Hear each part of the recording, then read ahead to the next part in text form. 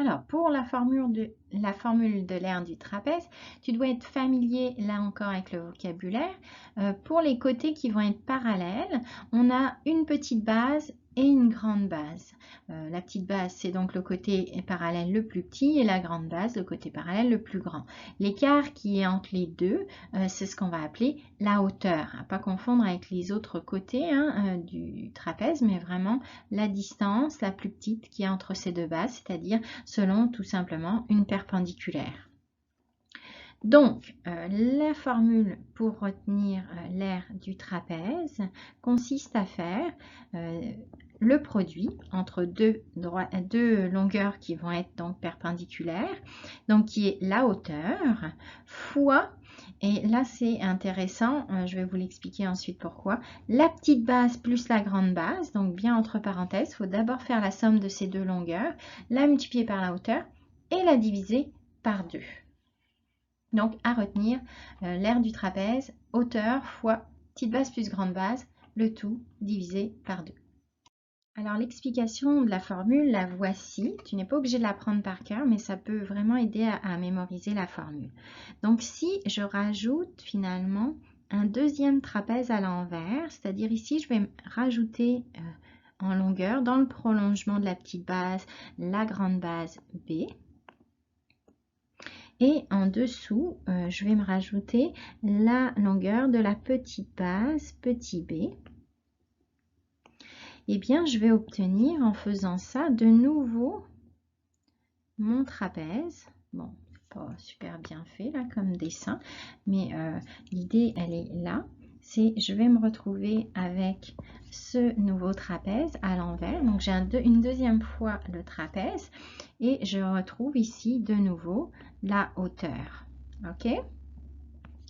Et bien, quand je vois ça, je me retrouve avec deux côtés qui sont petite base plus grande base, ici, isométrique et parallèle. Ici, j'ai petite base plus grande base.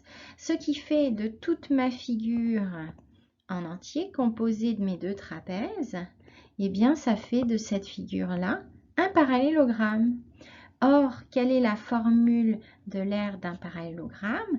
Eh bien, c'est base fois hauteur. Ici, la hauteur, c'est h, pas de problème, elle n'a pas changé. Par contre, ma base, eh bien, je vois que j'ai fait petite base plus grande base de mon trapèze. Or, si je fais la formule de l'aire de tout ce parallélogramme, eh bien, j'ai deux fois finalement l'aire du trapèze. C'est pour ça que je vais venir ensuite diviser par 2 pour enlever finalement ce deuxième trapèze là, la surface de ce deuxième trapèze là.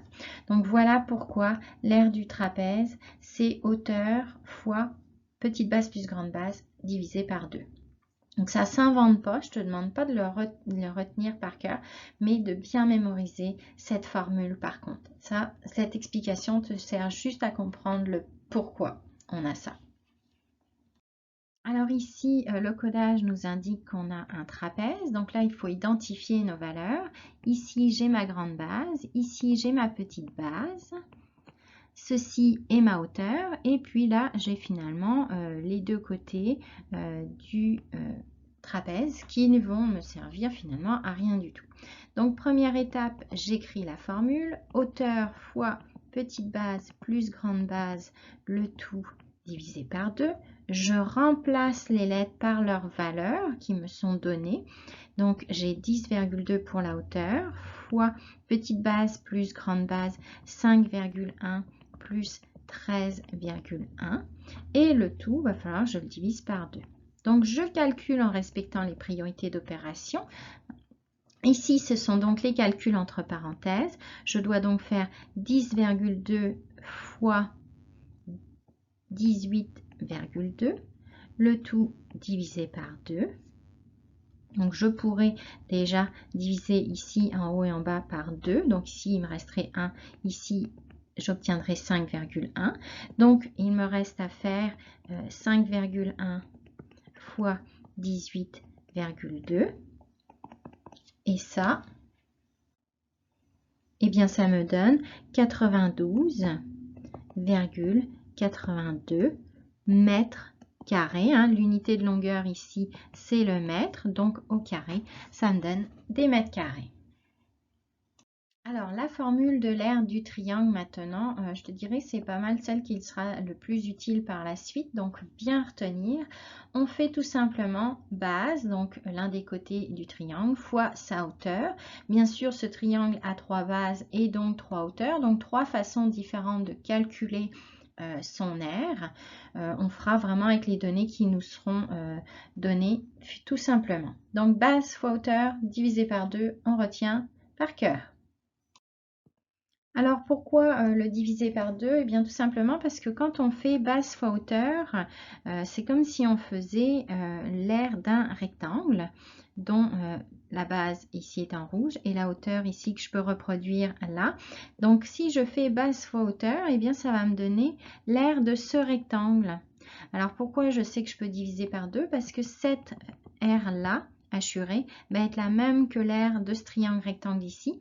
Et cette partie-là hachurée va être la même que ce triangle rectangle ici.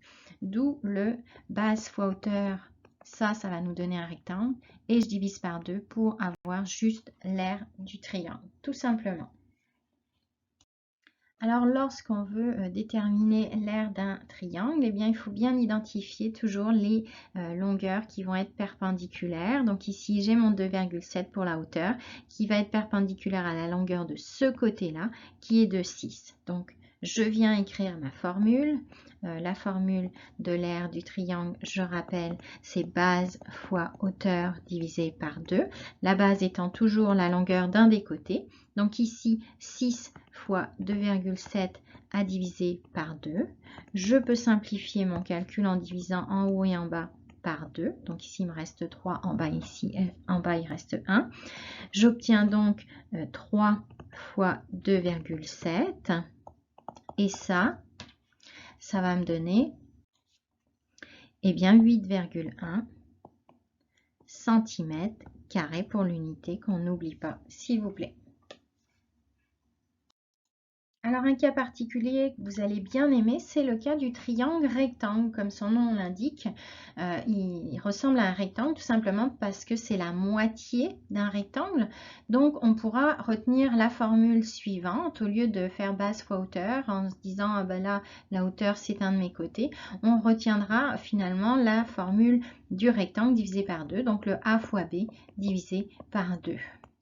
C'est la même chose que base fois hauteur divisé par 2, mais c'est une façon plus facile peut-être de le retenir pour le triangle rectangle. Alors la formule d'aire la plus difficile peut-être à retenir pour cette année, ça sera celle du polygone régulier, mais ne vous inquiétez pas, vous le reverrez de toute façon en secondaire 2. Donc d'abord un petit peu de vocabulaire. Dans notre polygone régulier, on va avoir une nouvelle donnée qu'on appelle apothème. L'apothème, en fait, c'est une droite, bon, un segment pour le coup, reliant le centre du polygone à son côté de façon perpendiculaire. En fait, ça va revenir tout simplement à avoir à partir du centre la hauteur d'un triangle constituant le polygone régulier. Donc, nouveau mot de vocabulaire, A pour apothème, la hauteur d'un triangle dans le polygone régulier. Donc, pour cette formule-là, on retiendra côté fois apothème fois n étant le nombre de côtés divisé par 2. Donc, côté fois apothème fois nombre de côtés divisé par 2. Côté, j'entends la longueur du côté, bien entendu, comme pour les autres formules. Donc, longueur du côté fois la longueur de cet apothème-là, hein, la distance du centre au côté, fois le nombre de côtés. Alors, pourquoi ? Eh bien, tout simplement parce qu'on l'a dit, hein, dans un polygone régulier, on va avoir tous les côtés de même longueur, mais pas seulement, tous les angles aussi, ce qui fait qu'à l'intérieur, on se retrouve avec des triangles isocèles. Systématiquement, dans tout triangle, dans tout polygone régulier, excusez-moi, on va avoir des triangles isocèles. Dans ces triangles isocèles, on trace cette hauteur-là qu'on appelle apothème pour le polygone régulier et on finalement, pour déterminer l'air, on peut se dire, eh bien, je vais avoir n fois ce triangle, n correspondant au nombre de côtés. Ici, j'ai 5 côtés pour le pentagone. Je vais donc avoir 5 triangles isocèles. Et pour un décagone, eh bien, j'aurai 10 triangles isocèles identiques. Et comment je détermine l'aire de ce triangle? Eh bien, on l'a dit, pour l'aire d'un triangle, c'est base fois hauteur divisé par 2. Donc ici, ça correspond à apothème fois côté divisé par 2. Et ceci, on va l'avoir n fois. Donc, n fois C fois A sur 2, eh bien, c'est la même chose qu'avoir côté fois apothème fois n, le tout divisé par 2. Sachez aussi que la multiplication, on ne l'écrit pas toujours et que finalement, cette formule, vous allez finalement la retenir en secondaire 2 sous la forme can sur 2. Ça fait un bon moyen mémotechnique de s'en souvenir. Alors ici, si on sait bien entendu que c'est un polygone régulier, en fait ici il a 7 côtés, c'est un heptagone régulier, donc si on sait qu'il est régulier, eh bien on va pouvoir écrire la formule qui est côté fois apothème fois n nombre de côtés divisé par 2. Je remplace mes lettres par les valeurs données. Donc le côté ici mesure 6 cm, l'apothème 6,23 cm et mon nombre de côtés 7. Et le tout, je dois le diviser par 2. Je peux simplifier ici rapidement en divisant par 2 en haut et en bas. Donc il me reste à calculer 3 fois 6,23 fois 7. Et ça me donne 130,83 et donc l'unité centimètre carré, c'est une unité d'air. N'oubliez pas le carré, très important. Voilà, j'ai fait le tour de toutes les formules que vous devez connaître pour calculer les formules d'air. J'espère que vous avez compris la matière, que ça va vous aider à faire des beaux calculs d'air. Salut, bye!